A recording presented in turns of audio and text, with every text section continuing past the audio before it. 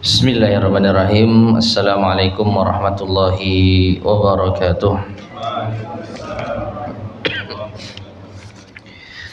Innal hamdalillah nahmaduhu wa nasta'inuhu wa nastaghfiruh wa na'udzu billahi min shururi anfusina wa min sayyiati a'malina.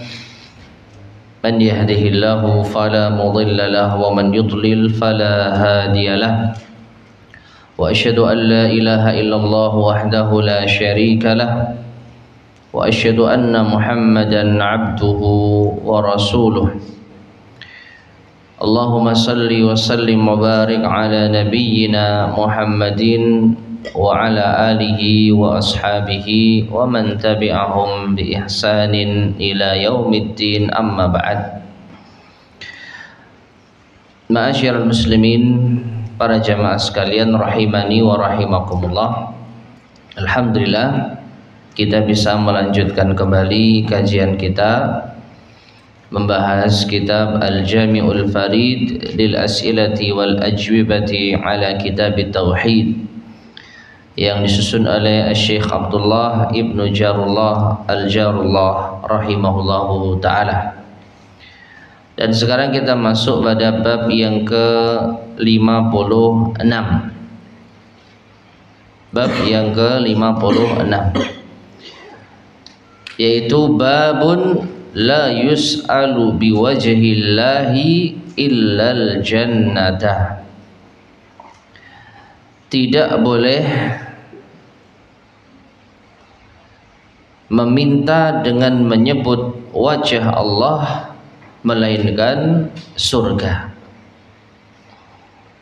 Tidak boleh memohon atau meminta dengan wajah Allah melainkan surga.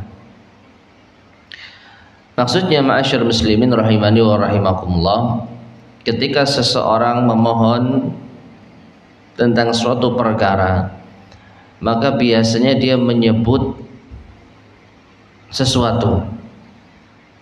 Misalkan, demi Allah saya memohon kepadamu uang, misalkan, ya, dengan menyebut nama Allah aku meminta kepadamu suatu bantuan dan lain sebagainya. Kalau yang disebut itu wajah Allah, maka tidak boleh kita meminta atau memohon melainkan surga. Sehingga ketika kita meminta bantuan dalam urusan duniawi misalkan, lalu kita menyebut dengan mengharap wajah Allah, misalkan kami memohon kepadamu untuk memberikan bantuan. Nah, ini apa? Tidak diperbolehkan. Dengan mengharap wajah Allah kami meminta donasi misalkan, maka hal itu tidak diperbolehkan. Karena apa? Ketika memohon dengan menyebut nama Allah, maka permintaan yang boleh itu hanya surga. Dengan mengharap wajah Allah, aku yaitu mengharapkan surga. Dengan mengharap wajah Allah, aku meminta agar engkau mendoakanku misalkannya masuk surga. Baik, kita baca penjelasan dari al-mu'allif rahimahullah ta'ala. Ma munasabatu hadzal babi li kitab tauhid. Apa keterkaitan bab ini dengan kitab tauhid? Al-jawab, jawabannya, hiya anna as-su'ala biwajhillahi ghairal jannati ma'siyatun, yaitu memohon dengan menyebut wajah Allah selain surga, maka itu adalah maksiat. Yunafi kamalat tauhid, yang menafikan kesempurnaan tauhid. Haitsu nuhiya anhu wa lu'ina fa'iluhu, karena hal itu dilarang dan pelakunya mendapat ancaman laknat. Hadis yang dibawakan oleh al-musannif rahimahullah an Jabirin qala, dari Jabir radhiyallahu anhuma ia berkata, qala Rasulullah sallallahu alaihi wasallam, Rasulullah sallallahu alaihi wasallam bersabda, la yus'alu biwajhillahi illal jannah, tidaklah meminta dengan mengharap wajah Allah melainkan surga. Rawahu Abu Dawud, hadis ini diriwayatkan oleh Abu Dawud. Ya, jadi hadisnya jelas bahwasanya Nabi SAW melarang seseorang untuk meminta, memohon dengan menyebut nama Allah melainkan surga. Soal, pertanyaan, Ishrah hadzal haditsa wadhkur ma yustafadu minhu. Jelaskan hadis ini dan sebutkan apa yang bisa diambil faidah darinya. Al-jawab, jawabannya, hadzal haditsu khitabun lis-sa'il. Hadis ini diarahkan kepada orang yang memohon, orang yang meminta, orang yang mengharap. Wa anna alaihi an yahtarima asma Allahi wa sifatihi, dan sepatutnya bagi orang tersebut untuk memuliakan nama-nama Allah dan sifat-sifatnya. Wa alla yas'ala syai'an minal matalibid dunyawiyyati biwajhillah, dan tidak boleh baginya untuk memohon sesuatu pun dari keinginan-keinginan, harapan-harapan duniawiyah dengan menyebut nama, dengan menyebut wajah Allah. Ya, meminta urusan dunia, misalnya memohon kepada Allah Subhanahu wa taala, ya Allah, dengan mengharap wajahmu, ya, dengan apa namanya itu, dengan perantara wajahmu aku memohon harta misalkan. Dengan wajahmu ya Allah aku meminta pekerjaan. Dengan wajahmu ya Allah aku meminta jodoh. Mintanya kepada Allah, tetapi menjadikan wajah Allah sebagai perantara untuk urusan dunia, ya, maka ini tidak diperbolehkan. Kalau menyebut wajah Allah, maka permohonan yang diperbolehkan hanya surga. Dengan wajahmu ya Allah aku mengharapkan masuk surga. Dengan wajahmu ya Allah aku ingin dimasukkan ke dalam surga. Masukkanlah aku ke dalam surga, dan yang semisalnya, yang semakna dengannya. Nah, jadi tidak boleh wajah Allah itu dipergunakan sebagai perantara untuk meminta dalam urusan dunia. Bal la yas'alu biwajhihi illa ahammal matalib, bahkan tidaklah meminta dengan menyebut wajah Allah kecuali permintaan yang paling penting, harapan yang paling penting. Wa a'zama al-maqasid, tujuan yang paling tinggi, wahyal jannah, dan itu adalah surga. Bima fiha minan na'imil muqim, karena di dalamnya terdapat kenikmatan yang abadi. Wa ridha rabbi, di dalam surga juga terdapat keridhaan Allah. Wan nadhar ila wajhil karim, bisa melihat wajahnya Allah yang mulia. Wa taladzuzi bi khitabihi, dan merasa nikmat dengan berbicara kepada Allah.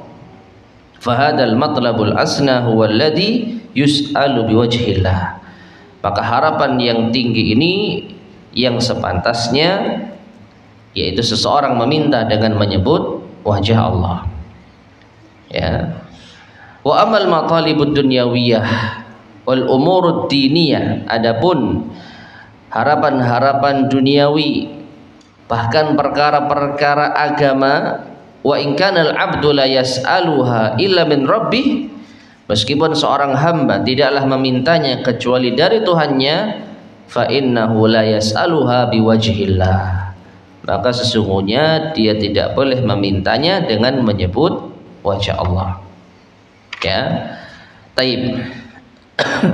Jadi menyebut wajah Allah ini mungkin agak asing di telinga kita ya, karena seperti tadi yang kita sampaikan, biasanya orang itu tatkala bertawassul kepada Allah, ya biasanya dengan menyebut nama-nama Allah, ya Razzaq, ya Rahman, ya Allah, ya itu menyebut nama Allah Subhanahu wa taala sebagai wasilah di dalam berdoa, dan itu diperbolehkan.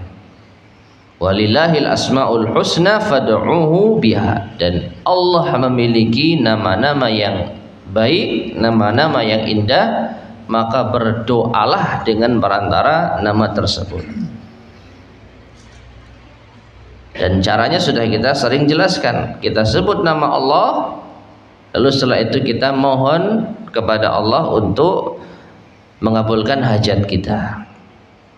Semakin selaras antara nama dengan apa yang kita minta semakin baik. Ya Razzaq urzuqni, wahai Tuhan yang maha pemberi rizki, berilah rizki kepadaku. Ya Rahman irhamni, wahai Tuhan yang maha pengasih, kasihilah aku. Ya Ghaffar ighfirli, wahai Tuhan yang maha pengampun, ampunilah aku. Itu semua pada hakikatnya adalah tawassul dengan nama Allah. Jadi kita menyebut nama Allah untuk memohon sesuatu kepada Allah. Nah, itu yang mungkin lumrah, yang mungkin sering terjadi. Adapun meminta dengan menyebut wajah Allah, maka ini mungkin tidak pernah kita lakukan. Dengan wajahmu ya Allah, aku meminta pekerjaan. Ada yang pernah seperti itu?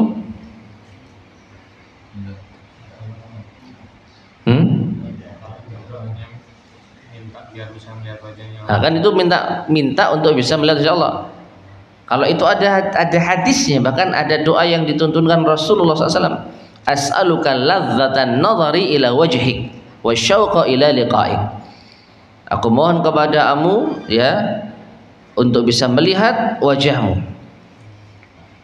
untuk bisa merasakan kelezatan melihat wajahmu ya Allah. Dan aku mohon kepadamu ya kerinduan untuk berjumpa dengan dirimu. Kalau doa seperti itu boleh, dan sudah seharusnya kita meminta kepada Allah agar bisa melihat wajah Allah Subhanahu wa taala, karena itu hanya ada di surga. Tapi menyebut nama Allah, menyebut wajah Allah, dengan wajah Allah aku memohon kepadamu jodoh misalkan. Dengan wajahmu ya Allah aku mohon kepadamu jodoh. Dengan wajahmu ya Allah aku mohon kepadamu harta yang melimpah. Dengan wajahmu ya Allah aku mohon kepadamu kendaraan yang baru, dan seterusnya. Maka ini tidak diperbolehkan. Itu kalau apa? Perkara dunia. Sampai pun wal umurid dunyawiyah atau wal umuru ad-dunyawiyah. Sampai pun perkara afan wal umurud diniyah. Sampai pun perkara apa? Agama. Misalnya apa? Dengan wajahmu ya Allah ya aku berharap kepadamu agar bisa umrah misalkan. Dengan wajahmu ya Allah aku meminta kepadamu ilmu yang bermanfaat. Dengan wajahmu ya Allah aku mengharap kepadamu bisa berangkat haji. Ya, ini adalah perkara-perkara agama, namun dengan menyebut wajah Allah. Ya, oleh karena itu mungkin karena perkara ini dia tidak pernah kita lakukan, ya tidak, bahkan mungkin tidak terbesit di hati kita. Waalaikumsalam warahmatullahi wabarakatuh. Setidaknya ini sebagai apa? Pembelajaran saja, ya. Jadi kalau kita menyebut nama, menyebut wajah Allah, maka yang diminta harus apa? Surga. dengan wajah-Mu ya Allah, aku memohon kepadamu surga. Masukkanlah aku ke dalam surga dengan kemuliaan wajah-Mu. Lalu kita tawassul dengan menyebut sifat Allah. Namun karena yang diminta adalah surga, maka itu diperbolehkan.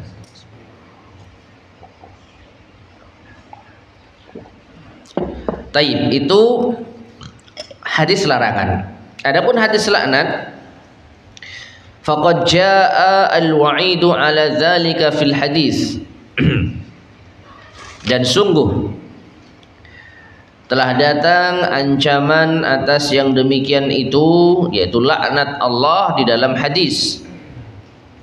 Mal'unun man sa'ala biwajhillah wa mal'unun man su'ila biwajhillahi famana asailahu ma lam yas'al hajran.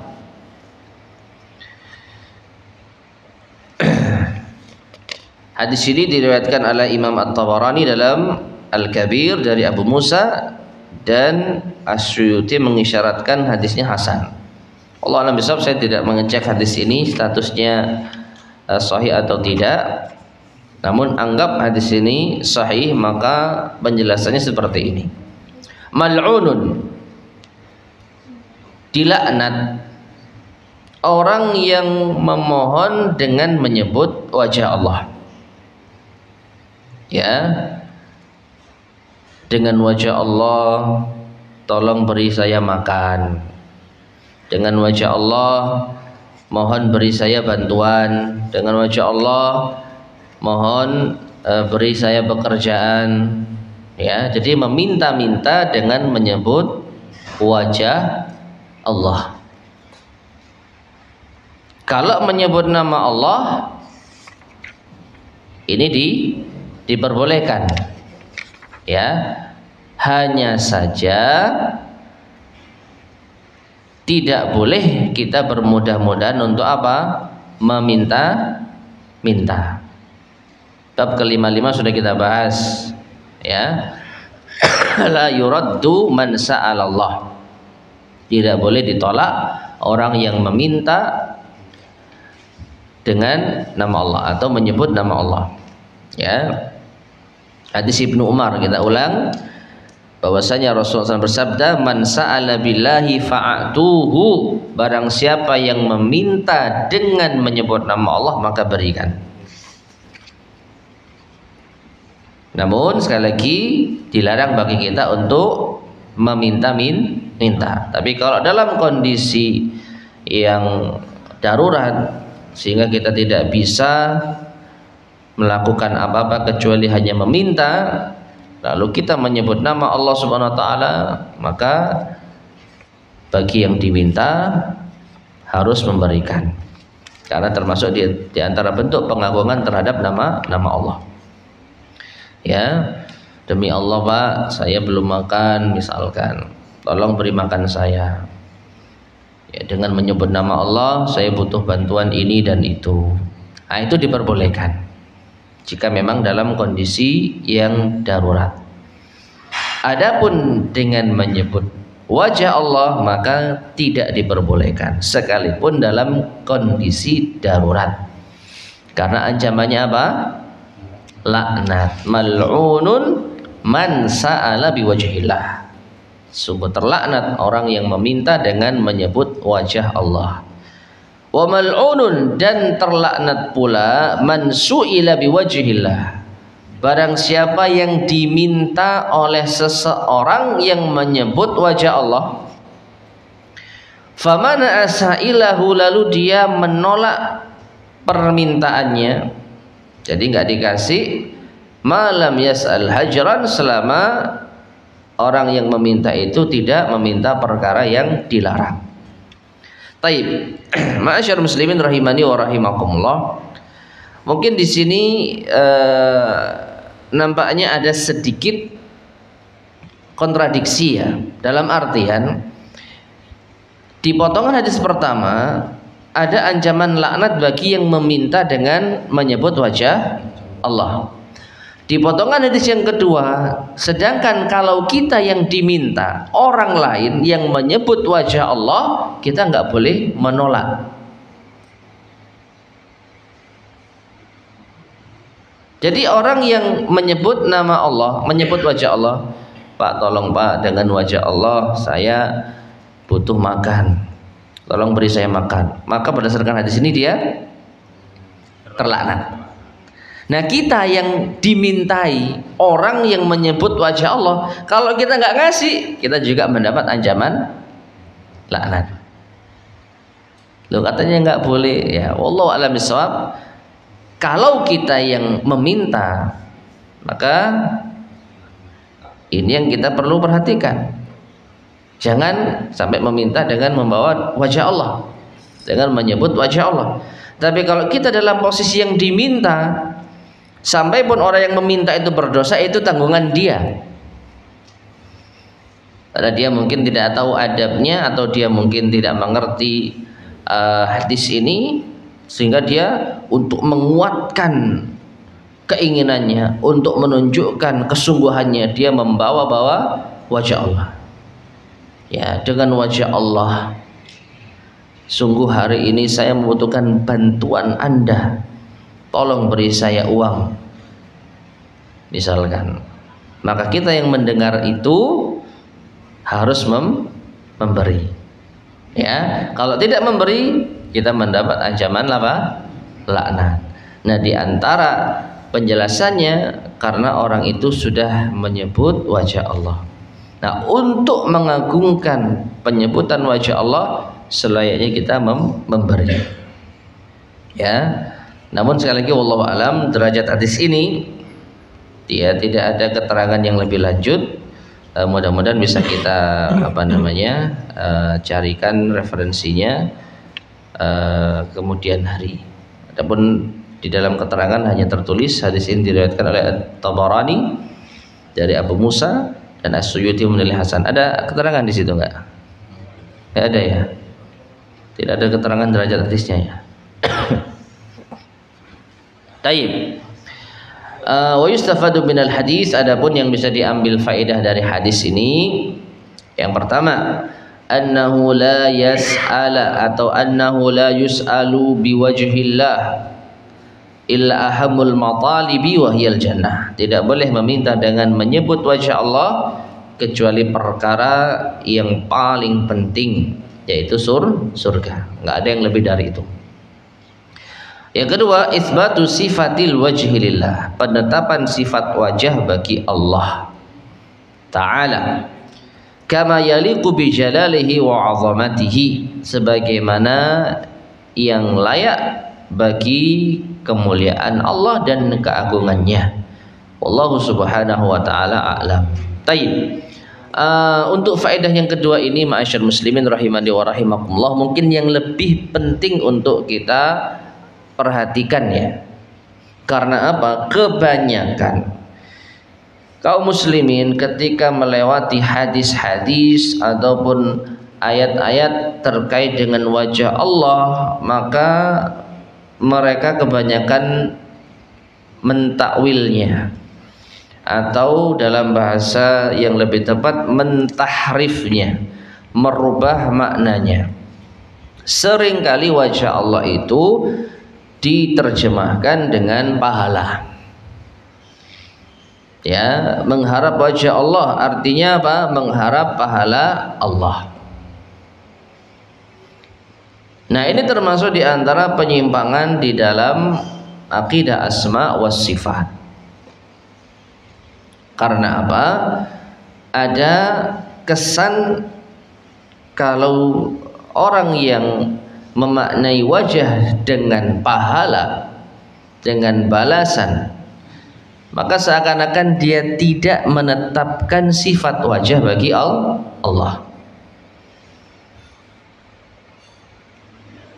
Dan di antara alasan mereka, ya tentu saja kalau mereka menetapkan sifat wajah, maka berarti Allah sama dengan makhluknya. Dan ini sering kita sampaikan, kesamaan sifat itu tidak melazimkan, tidak mengharuskan kesamaan hakikat. Ini kaidah yang sangat penting. Kesamaan sifat tidak melazimkan kesamaan hakikat. Nggak ada masalah. Allah punya wajah, kita punya wajah. Allah punya tangan, kita punya tangan. Allah punya kaki, kita punya kaki. Selama kita menetapkan sesuai dengan ketinggian Allah dan kemuliaannya yang tidak serupa dengan makhluknya. Nah, mereka-mereka yang menentang sifat wajah bagi Allah itu karena belum apa-apa mereka sudah membayangkan. Jadi jika membaca wajah Allah di benak mereka adalah wajah makhluk, dari sini maka mereka menolak sifat wajah bagi Allah. Demikian dengan tangan. Padahal ayat-ayat tentang hal ini jelas. Ayat-ayat tentang wajah, tentang tangan, belum lagi hadis-hadisnya. Nah, jadi kesalahan fatal mereka adalah membayangkan dan menyerupakan Allah dengan makhluknya. Setelah itu mereka pun menolak kandungan sifat Allah tersebut. Ya. Jadi Allah memiliki wajah sesuai dengan ketinggian dan kemuliaannya yang tidak serupa dengan wajah makhluknya. Allah memiliki tangan sesuai dengan ketinggian dan kemuliaannya yang tidak serupa dengan tangan makhluknya. Jadi mudah akidah Ahlussunnah wal Jamaah. Ya. Karena anggapan memiliki wajah berarti sama dengan makhluk ini tidak tepat. Salah total. Kenapa? Jangankan antara makhluk dengan Khalik, jangankan antara Allah sang pencipta dengan makhluknya, sesama makhluk saja sama-sama memiliki sifat tertentu tapi hakikatnya berbeda. Monyet punya tangan enggak? Apakah sama dengan tangan manusia? Tidak. Monyet punya wajah? Maukah disamakan dengan wajah manusia? Padahal sama-sama makhluk loh.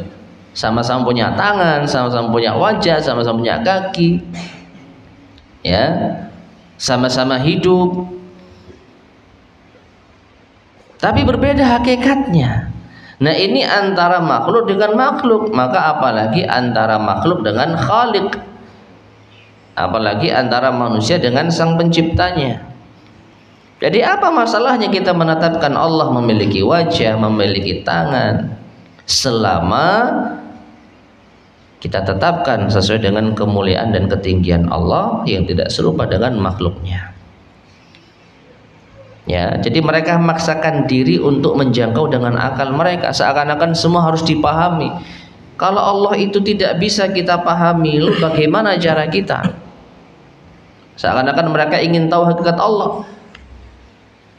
Maka ini yang kurang disadari, akal kita itu terbatas. Ada sesuatu yang tidak bisa dijangkau. Jangan memaksakan, wong kita belum pernah melihat Allah. Dan tidak ada satupun yang serupa dengan Allah. Kan gitu. Sedangkan kabar-kabar datang dari Allah itu sahih. Tidak ada jalan lain bagi kita untuk menetapkan sesuai dengan kemuliaan dan ketinggian tanpa perlu kita membayangkan. Akal kita terbatas, apalagi menjangkau sang pencipta kita.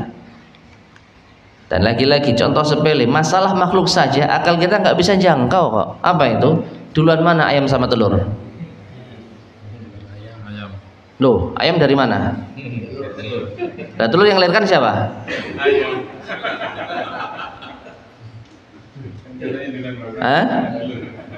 Ayo, bisa nggak akal kita menjangkau ini gimana? Yang benar yang mana? Cuman masalah telur sama ayam. Akal kita nggak nyampe. Duluan mana telur sama ayam? Telur yang dulu kan siapa? Ayam menetas dari mana? Ayo, kalau mau main akal pecahkan teori ini. Nggak sampai kita. Nah gitu mau membayangkan Allah yang maha besar, yang maha kuasa. Jadi jangan paksakan akal anda untuk membayangkan Allah subhanahu wa ta'ala. Kullu ma khatara bibalik fallahu laisa kadzalik. Sebagaimana dikatakan, setiap yang terlintas di benak anda Allah itu seperti ini, maka Allah tidak seperti itu. Ya, Allah lebih tinggi, lebih mulia dan lebih perkasa. Dalam artian tidak ada sesuatu yang serupa dengan Allah SWT. Cukup kita tetapkan Allah memiliki wajah sesuai dengan kemuliaan dan ketinggiannya yang tidak serupa dengan makhluknya, titik, selesai. Tanpa perlu kita membayangkan, tanpa perlu kita menganalisa, nggak nutut akal kita, karena kita belum pernah melihat Allah Subhanahu wa Ta'ala, dan tidak ada sesuatu pun yang serupa dengan Allah Subhanahu wa Ta'ala. Nah, ini hal yang cukup penting yang perlu untuk kita sampaikan. Adapun meminta dengan menyebut wajah Allah, sekali lagi ini mungkin jarang kita jumpai, jadi mungkin tidak butuh perhatian khusus. Tayyib, kita lanjutkan bab yang berikutnya. Bab yang ke-57. Bab ma jaa fil lawi. Bab tentang law. Apa itu? Ucapan seandainya. Soal, pertanyaan, ma munasabatu hadzal bab li kitab tauhid? Apa kaitan bab ini dengan kitabut tauhid? Apa sih hubungannya ucapan seandainya dengan tauhid? Al-jawab, jawabannya, hiya anna man qala law, bahwasanya orang yang mengatakan seandainya, mu'aridan biha aqdarar rabbi ta'ala, untuk mengingkari takdir Allah Tuhan Subhanahu wa ta'ala, kal balaya wal masaib, seperti terjadi mara bahaya, petaka, musibah. Idza jara bihal qadaru, apabila itu memang sesuai dengan takdir Allah, fa inna hadza mimma yunafi kamalat tauhid, maka ini termasuk di antara yang menafikan kesempurnaan tauhid. Ya, jadi orang kalau kena musibah lalu menyesal dan mengatakan seandainya seperti ini, maka ini tidak terjadi. Misalkan ya, kebakaran, seandainya saya tidak nyalakan api, ya mungkin kebakaran ini tidak terjadi. Kecelakaan, seandainya yang nyetir bukan kamu, ya mungkin kecelakaan itu tidak terjadi. Nah, ini adalah perkara-perkara yang menunjukkan pengingkaran terhadap takdir Allah Subhanahu wa ta'ala. Maka dari itu dilarang. Soal, pertanyaan, waddi hukma istimali kalimati law ma'at tamtsil. Jelaskan hukum menggunakan kata seandainya bersama contohnya. Al-jawab, jawabannya, huwa ala qismain. Mengucapkan seandainya itu hukumnya ada dua, atau ada dua contoh, dan masing-masing memiliki hukum yang berbeda. Mazmumun wa mahmudun. Ada ucapan seandainya yang tercela, dilarang, dan ada ucapan seandainya yang terpuji, dibolehkan. Bagaimana penjelasannya? Fa in istu'milat ala amrin madin, kalau itu dipergunakan untuk perkara yang sudah lewat, wa hamlin 'alaiha ad-dajr, ya, atau wa hamala 'alaiha ad-dajr wal huzn, dan itu bisa membawa kepada kegalauan atau kesedihan, wa dha'fil iman, dan kelemahan iman, bil qada'i wal qadar, dengan ketetapan dan takdir Allah, kana madhmuman, maka itu tercela. Ya, jadi kalau menggunakan kata seandainya itu dalam perkara yang sudah terjadi dan membawa orang tersebut, menjadikan orang tersebut galau, sedih, dan imannya lemah terhadap takdir dan ketetapan Allah, maka itu tercela. Lima fi dzalika minal isy'ari bi adami sabri wal asafi ala ma mata, ya, mimma lam yumkin istidrakuhu. Karena apa? Yang demikian itu menunjukkan perasaannya yang tidak sabar dan menyesali apa yang telah terjadi yang tidak mungkin untuk terulang kembali. Ya. Nah, ini apa namanya? Perkataan lau yang tercela. Wa in istu'milat, adapun apabila ucapan seandainya itu dipergunakan ala amrin mustaqbal, atas perkara yang akan datang, wa hamala 'alaiha ar-raghbah fil khairi, dan itu menjadikan orang tersebut memiliki harapan kebaikan, wal irsyadi wat ta'lim, dan pengarahan dan pengajaran, kana mahmudan, maka itu terpuji. Nah, sekarang contohnya. Misalul jaiz, contoh yang boleh dulu. Contoh ucapan seandainya yang diperbolehkan, yang terpuji. Qauluhu sallallahu alaihi wasallam, sabda Rasulullah sallallahu alaihi wasallam, laula an asyqa ala ummati la amartuhum bisiwaki ma'a kulli wudu'in. Seandainya tidak memberatkan atas umatku, tentu aku perintahkan mereka untuk bersiwak di setiap wudu. Ya, jadi di sini ada kata apa? Lau, seandainya. Hadis ini diriwayatkan atau dikeluarkan oleh Imam Malik, Ahmad An-Nasai, dan disahihkan oleh Ibnu Khuzaimah. Ya, jadi ini perkara yang akan datang setiap wudu. Jadi kalau mau wudu kan begitu.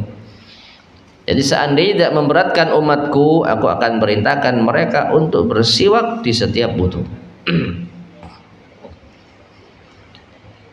Dan ada juga ma'asyar muslimin rahimani wa rahimakumullah yang mirip dengan ini, meskipun ada kesan hal itu sudah terjadi. Tadi disampaikan kalau itu belum terjadi, wa in istu'milat ala amrin mustaqbal, kalau itu digunakan untuk perkara yang akan datang yang belum terjadi boleh. Tapi kalau untuk perkara yang sudah terjadi dan bisa menjadikan seorang galau, menyesal, sedih, maka nggak boleh. Tapi ada hadis yang mengisyaratkan sampai pun perkara itu sudah terjadi, namun apabila itu dalam masalah agama, penyesalan dalam masalah agama, maka itu diperbolehkan. Contohnya hadis Nabi SAW tentang haji beliau. Jadi beliau itu berhaji dengan haji qiran, yang kesimpulannya qiran itu menggandengkan antara umroh dengan haji. Jadi setelah umroh langsung nyambung haji tanpa tahallul. Ya, kesimpulannya seperti itu. Karena beliau membawa hewan kurban sebelum ihram. Jadi membawa hewan kurban dari luar. Ya, yang dikenal dengan hadyu. Hewan yang dikurbankan untuk ibadah haji itu namanya hadyu. Kalau digunakan untuk kurban Idul Adha namanya udhiyah. Nah, bagi kaum muslimin yang tidak membawa hewan kurban saat itu, Nabi perintahkan untuk haji tamattu. Haji tamattu itu umroh dulu, selesai umroh tahallul total. Nanti tanggal 8 Dzulhijjah mulai pakai pakaian ihram lagi, baru haji. Jadi gampangnya misalkan ada yang haji qiran, ada yang haji tamattu. Datang tanggal 1 Zulhijjah ya, datang tanggal 1 Zulhijjah. Maka yang haji tamattu selesai umroh tahallul. Bebas lepas pakaian ihram, boleh memakai pakaian berjahit, boleh pakai minyak wangi, boleh nikah, boleh kumpul dengan istri sampai nanti tanggal 8 pakai pakaian ihram lagi dari tempatnya. Yang haji qiran setelah melakukan umroh di tanggal 1 Zulhijjah kedatangannya itu, maka dia tidak melepas pakaian ihram dan dia masih terikat dengan larangan-larangan ihram sampai selesai haji tanggal 12 Zulhijjah. Jadi tanggal 2 ya pakai pakaian ihram. Mandi boleh, tapi nggak boleh pakai minyak wangi, nggak boleh potong kuku, nggak boleh cukur rambut, nggak boleh mencabut bulu, nggak boleh ini dan nggak boleh itu. Yang haji tamattu selesai umroh di tanggal 1 bebas. Makanya dinamakan tamattu, senang-senang, hajinya santai. Nah, Nabi SAW setelah haji itu beliau mengatakan, lawistaqbaltu min amri mastadbartu lam asuqil hadiyah. Yang kurang lebih maknanya, seandainya waktu bisa terulang kembali, kayaknya aku tidak akan membawa hewan kurban. Kenapa? Karena kalau membawa hewan kurban dari luar, maka ketentuannya haji qiran. Tapi kalau tidak membawa hewan kurban dari luar, maka bisa haji tamattu. Nah, di sini seakan-akan ada penyesalan dari Nabi SAW.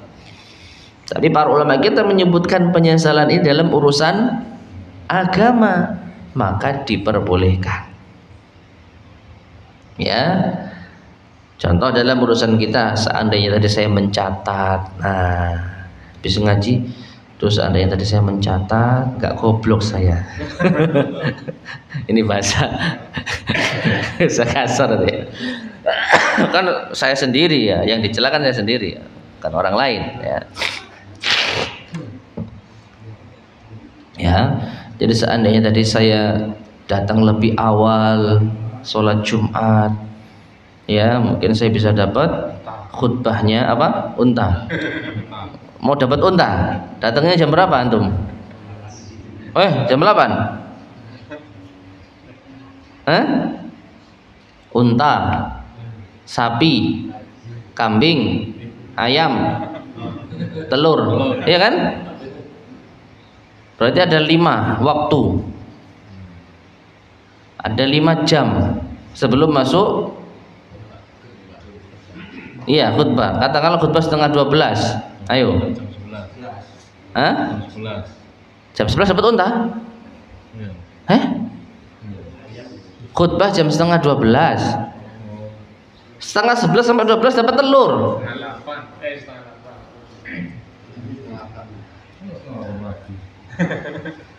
Kurang. Bahkan ada yang menyebutkan dari subuh sampai sebelum khutbah dibagi 5. Nah, dari situ maka ada larangan, dilarang membuat majelis setelah subuh di hari Jumat. Di antara sebabnya kaitannya mungkin dengan ini, karena hari Jumat itu waktu yang dipersiapkan untuk Jumatan. Jadi orang-orang berlomba-lomba untuk mencari pahala, lebih dulu mendapatkan khutbah. Datang jam 11 dapat telur, Pak. Tapi kayaknya kita cukup nerima dapat telur ya.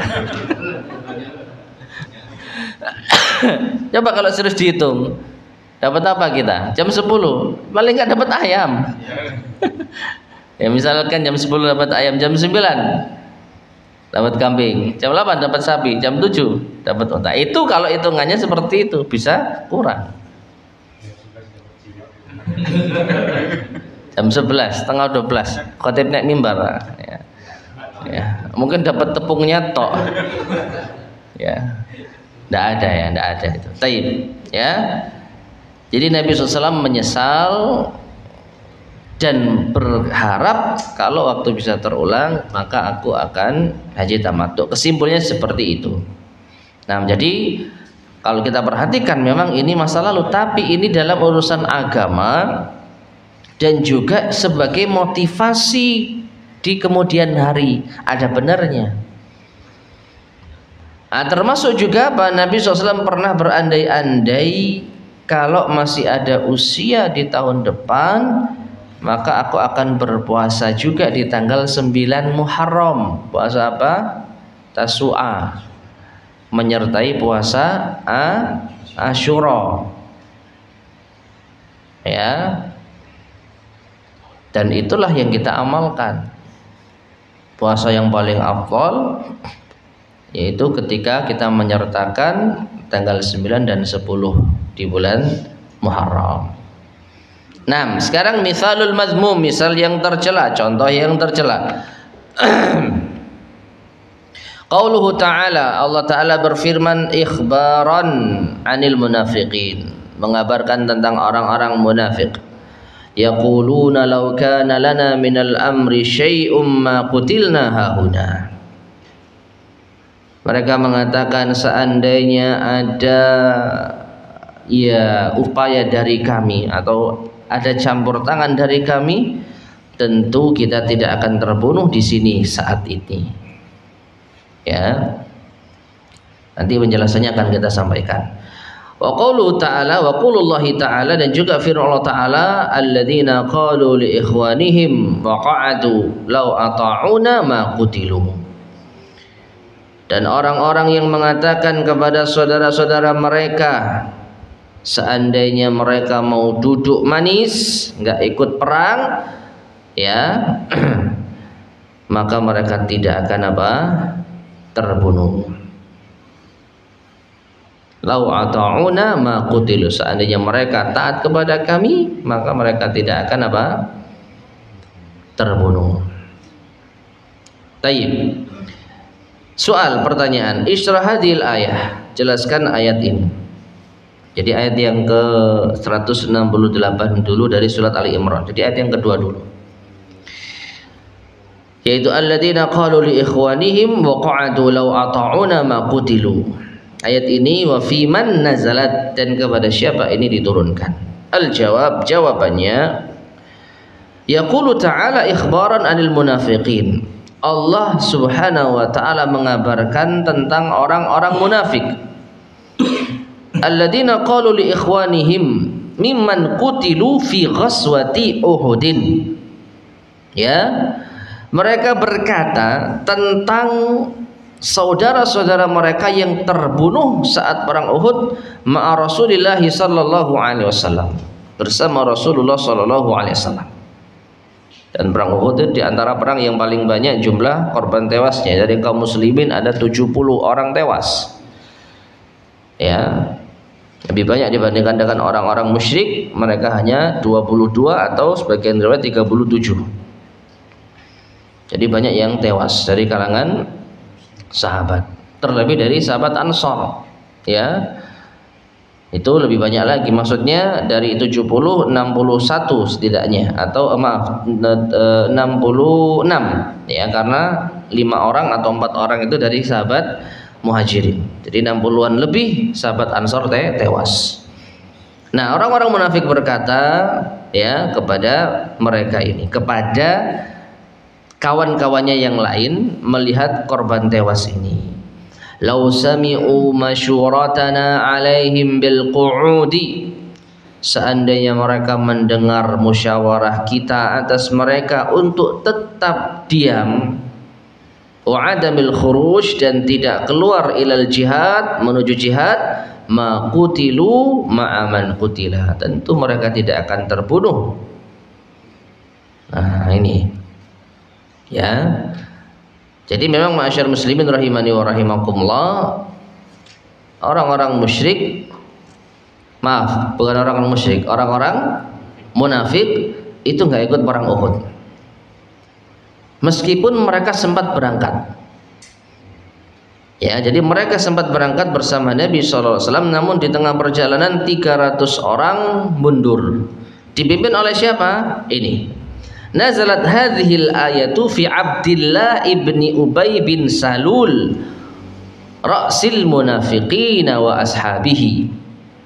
Ayat ini diturunkan terhadap Abdullah bin Ubay bin Salul, pimpinan orang-orang munafik, wa ashabihi, dan juga teman-temannya, alladzina takhallafu an Rasulillah sallallahu alaihi wasallam fi ghazwati Uhud, yang mereka tertinggal, atau lebih tepatnya mereka mundur, mereka kabur dari Rasulullah sallallahu alaihi wasallam saat perang Uhud, meskipun dibiarkan oleh Rasulullah sallallahu alaihi wasallam.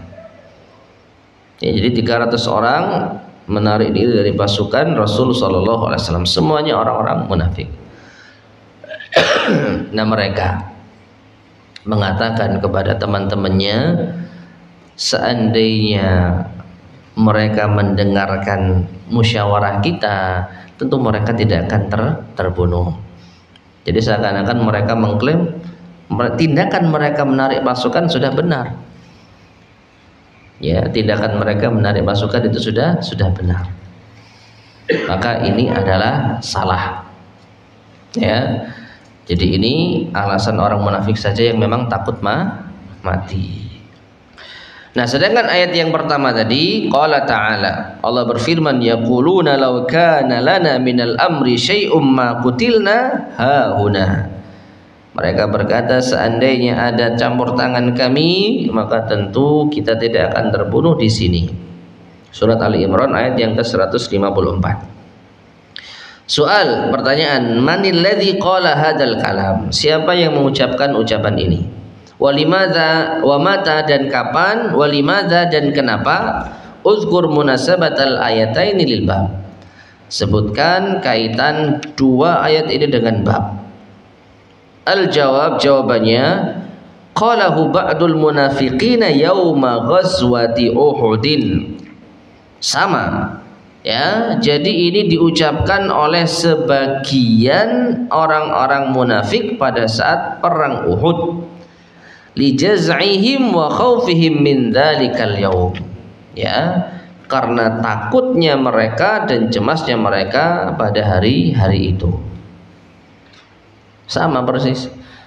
Seandainya ada campur tangan kita, tentu kita tidak akan terbunuh. Artinya seandainya kita tidak keluar perang, tentu kita tidak akan terbunuh. Ya. Dan memang ma'asyar muslimin rahimani wa rahimakumullah, faktanya saat Rasulullah sallallahu alaihi wasallam menyiapkan pasukan untuk berangkat perang Uhud, beliau sempat bermusyawarah dengan para sahabatnya. Jadi beliau bermusyawarah dengan para sahabatnya. Orang-orang musyrikin datang. Kira-kira kita sambut mereka atau tidak? Nampaknya mereka mau balas dendam dari kekalahan perang Badar. Maka sebagian, bahkan kebanyakan para sahabat, apalagi yang tidak ikut perang Badar, antusias, ya kita sambut ya Rasulullah. Jadi mayoritas mereka justru menantikan momen tersebut. Mumpung mereka datang, kita nggak perlu jauh-jauh, kan mereka datang sampai ke Gunung Uhud. Jadi dari Mekah sudah mendekat di kota Madinah. Ini momen yang pas, ya. Mumpung mereka datang, kita ladeni. Nah, seperti itu. Abdullah bin Ubay bin Salul memberi masukan, lebih baik kita bertahan ya Rasulullah. Tapi masukan ini bukan murni, tulus ikhlas, tapi karena takut perang. Karena kalau tetap bertahan di dalam kota Madinah, ya tinggal nunggu mereka. Kalau mereka masuk, maka mengatasinya lebih mudah daripada perang di luar.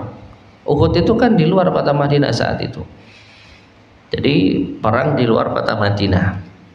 Tapi kalau bertahan di dalam kota, mungkin bisa mengantisipasi dengan apa? Meletakkan pasukan-pasukan di gerbang-gerbang pintu kota Madinah. Jadi lebih mudah karena sifatnya hanya bertahan. Nah, Abdullah bin Ubay bin Salul memberikan masukan seperti itu. Rasulullah Shallallahu Alaihi Wasallam akhirnya masuk ke rumah beliau, lalu keluar langsung memakai pakaian besi. Jadi sudah siap perang. Nah, para sahabat merasa tidak enak, ya Rasulullah, ya mungkin kami yang terlalu semangat, mungkin seperti itu bahasanya. Jika Anda berkenan untuk bertahan, tidak usah keluar, maka tidak usah keluar, tidak apa-apa ya Rasulullah. Maka justru Nabi SAW mengatakan tidak pantas bagi seorang Nabi apabila sudah memakai baju besinya lalu ia letakkan kembali sebelum perang. Jadi Nabi SAW bersikukuh tetap apa? Berangkat perang. Berarti masukannya Abdullah bin Ubay bin Salul tidak diterima. Berangkatlah perang, ya, di tengah perjalanan Abdullah bin Ubay bin Salul dan pasukannya 300 orang menarik diri, sisa 700. Yang kesimpulannya banyak korban tewas dari kaum muslimin. Kita tidak berbicara kalah menang karena kalah menang itu relatif. Bahkan para ulama kita tidak setuju kalau dikatakan Rasulullah SAW kalah saat perang Uhud. Ya, banyak analisanya. Jadi tidak benar kalau perang Uhud itu kaum muslimin kalah. Kalau banyak korban, iya. Ya, 70 orang tewas, iya. Tapi kalah tidak. Nah, orang-orang munafik melihat jumlah korban itu. Seandainya mereka mau dengar kami, ya tentu tidak akan ada yang terbunuh. Nah, maka perkataan ini perkataan yang dilarang. Kenapa? Pertama, sudah terjadi, ya kan? Para sahabat yang tewas sudah tewas. Ya sudah meninggal dunia, sudah terjadi. Dan yang kedua menunjukkan tidak terima atas takdir Allah. Allah takdirkan mereka mati. Ya. Nah, oleh karena itu perkara ini dilarang. Taib. Kemudian wa munasabatul ayatainil bab, adapun kaitan dua ayat ini dengan bab kita, anallaha dzamma fihima almunafiqina ala mu'aradatil qadri bilau. Bahwasanya Allah mencela ya di dalam dua ayat tersebut orang-orang munafik yang mereka itu menentang takdir Allah Subhanahu wa taala. Ya, jadi sebenarnya mereka menjadi kesempatan ya. Menjadi kesempatan bagi mereka untuk merasa benar. Seandainya seandainya Rasulullah SAW mendengarkan ucapan kami, maka tentu tidak akan ada korban dan lain sebagainya. Baik, insyaallah akan kita lanjutkan pada kesempatan berikutnya hadis yang terakhir biidznillah subhanahu wa taala. Allahu taala alam bisawab. Baik, masyaallah muslimin rahimani wa rahimakumullah. Sampai sini mungkin ada yang tanyakan sebelum kita akhiri.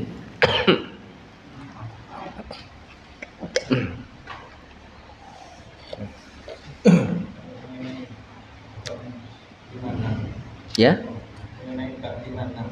Ya.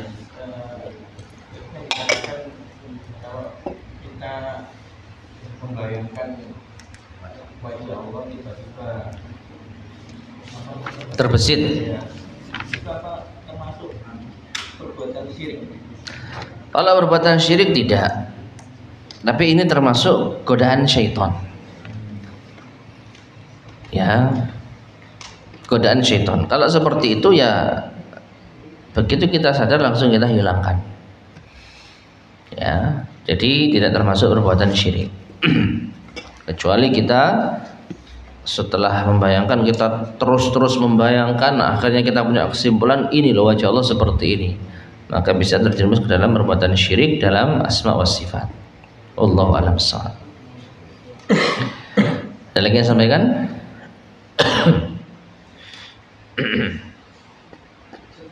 Ya. Ini yang memohon ke orang atau memohon ke Allah? Karena di akhir hadisnya orang yang memohon tersebut selama doanya tidak diobati. Selama Doanya diterjemahkan dengan doanya gitu. Iya.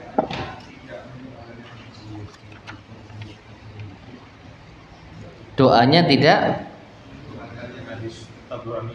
Iya, apa doanya tidak apa?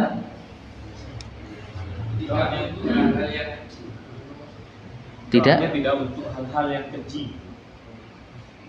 Doanya tidak untuk hal-hal yang keji. Terkutuk orang yang memohon dengan mengharap wajahnya, dan terkutuk pula orang yang dimintai dengan mengharap wajahnya.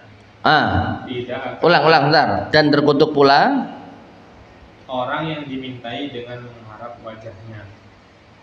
Tidak akan diberikan orang yang memohon tersebut selama doanya tidak untuk hal-hal yang keji. Terkutuk Orang yang memohon dengan mengharap wajahnya. Nah, yang kedua, Dan terkutuk pula orang yang dimintai dengan mengharap wajahnya. dengan mengharap wajah. Berarti orang kan? Ya kan? Dan terkutuk pula orang yang dimintai dengan mengharap wajahnya. Berarti bukan doa kan? Bukan. Tapi kenapa di akhir diterjemahkan dengan doa? Coba teruskan. Tidak akan diberikan orang yang memohon tersebut selama doanya tidak untuk hal-hal yang keji. Ya makanya benar yang saya terangkan, insya Allah. Yang saya terangkan tadi gimana? Orang yang dimintai sesuatu dengan menyebut nama Allah, dengan menyebut wajah Allah, ya, dengan wajah Allah, tolong Mbak beri saya makan. Maka yang pertama dia dilarang, mendapat ancaman laknat. Orang yang diminta juga terlaknat kalau dia menolaknya. Memang agak kontradiksi, tetapi kesimpulannya apa? Kalau sudah terlanjur disebut wajah Allah, ini hal yang mulia, maka ketika seseorang diminta orang lain yang membawa menyebutkan nama wajah Allah, maka tidak sepatutnya kita tolak. Kalau kita yang minta, kita dilarang. Kenapa? Karena meminta hal yang sepele dengan membawa wajah Allah. Tapi kita yang diminta, di situ ada penyebutan wajah Allah, maka harus kita agungkan dengan cara memberinya. Jadi itu bukan doa. Jadi orang meminta kepada orang lain lalu membawa wajah Allah, membawa menyebutkan wajah Allah.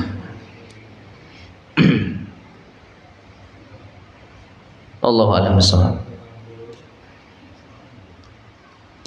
Intinya ini jarang terjadi, ya. Bahkan mungkin tidak pernah terjadi. Orang minta itu biasanya, Pak saya belum makan, istri saya kelaparan, anak saya sakit, ya. Masa ada dengan wajah Allah, tolong berikan saya uang, ya. Allahu a'lam bishawab. Ada lagi yang disampaikan?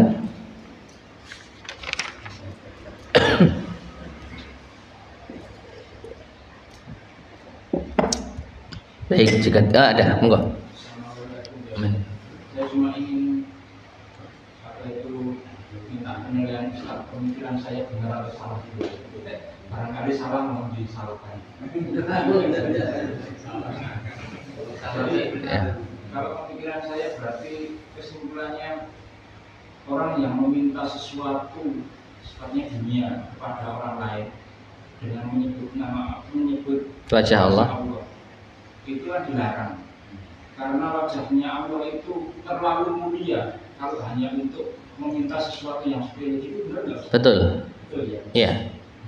Tapi kalau orang sudah terlanjur menyebut wajahnya Allah, maka yang diminta jangan menolak. Yang diminta tidak boleh menolak. Betul. Itu kesimpulannya, dan itu saya jelaskan secara panjang lebar di kajian tadi. Itu kesimpulannya. Sahih. Ya. Amin sul khairan. Gak jadi salah. Gak jadi disalahkan ya. Enggak, betul seperti itu.